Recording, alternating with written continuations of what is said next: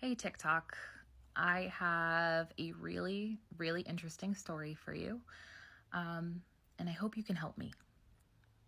Any help, any shares would be so greatly appreciated. I have never needed the internet like I need it right now.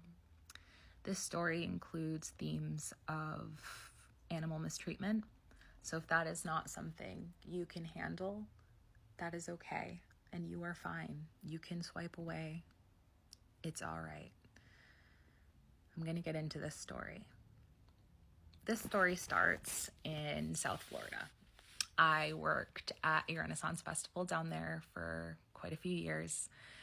I'm from Rhode Island. And I made some of the most amazing friends the years I was down there working that show for 3 months out of the year. One of my best friends was an absolute goober named Spencer. Spencer was my wonder twin. There was one night when we were hanging out together and I just needed to step out and call my boyfriend and hear about his day. It's hard when you're apart for months at a time. Yeah, that's what you get for dating an actress. We were talking on the phone and out of nowhere, out of the garbage, this cat pops out and comes and sits in my lap. Now, I'm a huge cat person. I have 2 cats at home and I cannot bring a third one home. There is no way in hell. My boyfriend will kill me. He's on the phone with me right now. He knows what's happening. I cannot take her home to Rhode Island. But Spencer, who lives in Boca Raton, can absolutely bring this skinny little thing home.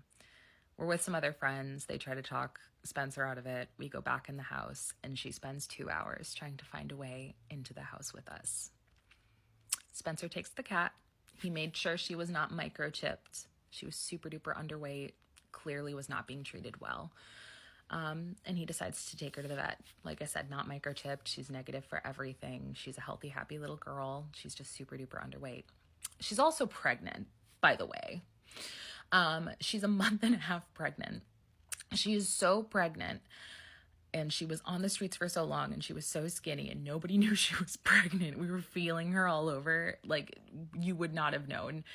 And yeah, no, he made about 5,000. I think that's an easy number. Yeah, that's a reasonable number. He made so many cat abortion jokes that he actually forgot to get her a cat abortion, and she had 4 very healthy kittens. They're beautiful kittens. And about 4 weeks after Persephone had her kittens, that's the kitty's name, he named her Princess Persephone, Spencer died in his sleep, very unexpectedly. And when I flew down for the funeral, I told my partner, I was like, listen, we were never going to be 3 cat people, but she's coming home with me. There's, break up with me now. And God bless my beautiful, wonderful, gentle partner. He said, I understand. So it was really hard going down there. Everybody wanted the kittens. Nobody wanted Mama. She was only 2.5. So I took her home. That started the over a year medical nightmare. We had her for a few months. She had just given birth to kittens. She was still super underweight, and she was finally starting to put on healthy weight and learn how to play with the other kitties and just finally learning how to be happy and how to relax. And then she started having problems with her leg. I took her to our vet, and it was very clear very early on that he did not know how to help her. He just kept putting her on a different antibiotic every about 2 to 3 weeks, and she just kept getting sicker and limping more. Finally, I demanded that they do an x-ray and see if there was something wrong with the leg. That's when we found the pellets from a pellet gun that had embedded into her femur, and the femur had begun to heal around them. Cut to surgery number 1. The vet failed to remove the pellets from her leg and said he can continue treating her on antibiotics. Another 4 months of him switching up her antibiotics every couple weeks. And her just getting sicker and sicker and sicker.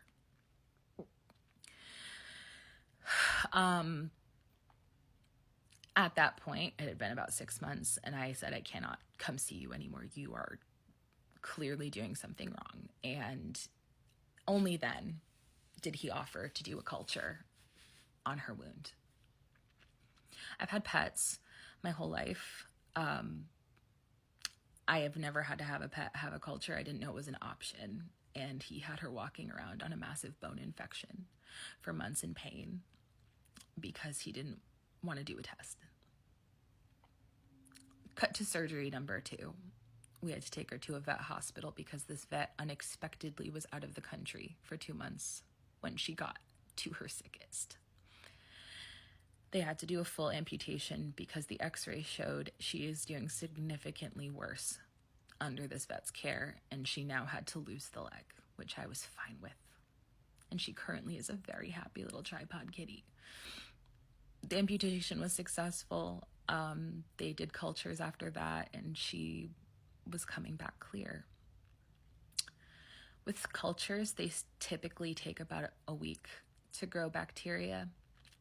We did not know that the bacteria that was growing in her requires a 2 to 3 week culture, because 8 months later, her stump opened up the same way her leg was and weeping purulent fluid. We took her back to the vet and we did about 6 cultures on her, all varying lengths of time, before they found out it was Corynebacterium, which is super nasty and hard to kill.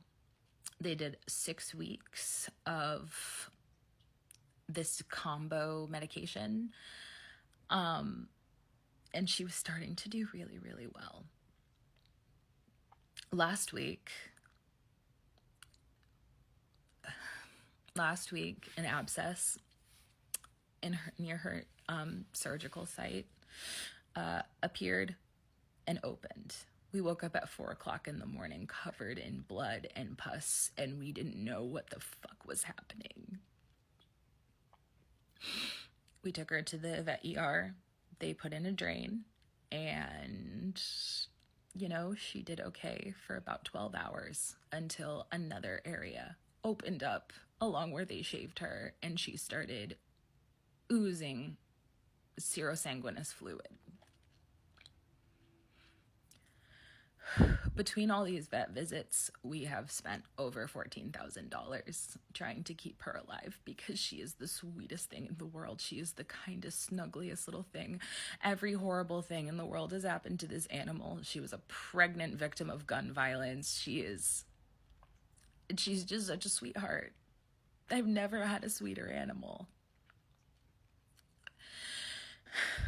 And she belonged to a very dear friend of mine who died way too early. And now she needs another surgery.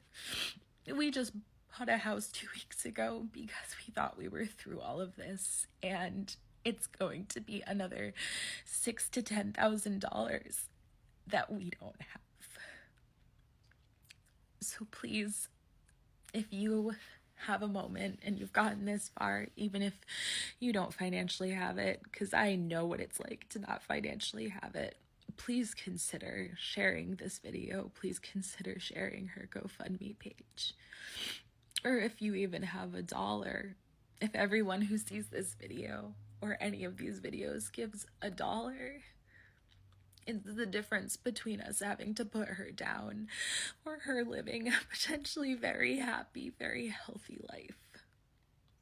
Thanks so much for listening, guys. And if you want to see her, hi, Percy, you want to say hi? You've got such a grumpy face. And her pink cone. What are you doing, Yoda?